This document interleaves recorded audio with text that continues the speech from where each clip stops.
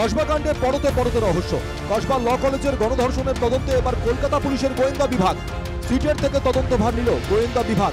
প্রাথমিক তদন্তে একাধিক বিষয় সামনে এসেছে, সেগুলি আরও বিশদে তদন্ত করতে চায় কলকাতা পুলিশ। সেই জন্যই তদন্তভার তুলে দেওয়া হলো গোয়েন্দা বিভাগের হাতে।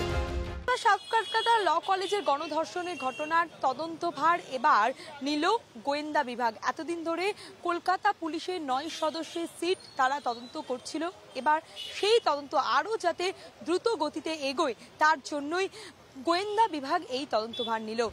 আইন কলেজে গণধর্ষণে অন্যতম অভিযুক্ত মনোজিতের বিরুদ্ধে এবার যুক্ত করা হলো আরও একাধিক ধারা। গোপনে অন্যদের যৌন কার্যকলাপ দেখার অভিযোগ 77 নম্বর ধারা অনুযায়ী। গোপনে অন্যদের যৌন কার্যকলাপ দেখার অভিযোগ 118 1 নম্বর ধারা অনুযায়ী।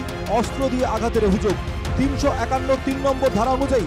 ক্রিমিনাল ইন্টিমেশনের অভিযোগ 140 3 নম্বর ধারা অনুযায়ী। অপহরণের অভিযোগ 140 4 নম্বর ধারা অনুযায়ী। জোর করে আটকে রেখে মারধরের অভিযোগ 142 নম্বর ধারা অনুযায়ী।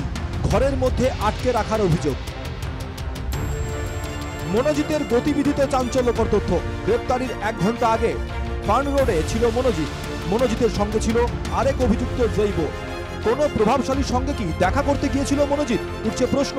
খতিয়ে দেখা হচ্ছে ধৃত 3 জনের মোবাইলের টাওয়ার লোকেশন। 25 জুন রাতে 3 জন কোথায় কোথায় গিয়েছিল তাও খতিয়ে দেখা হচ্ছে। Bureau report, NKTV Bangla.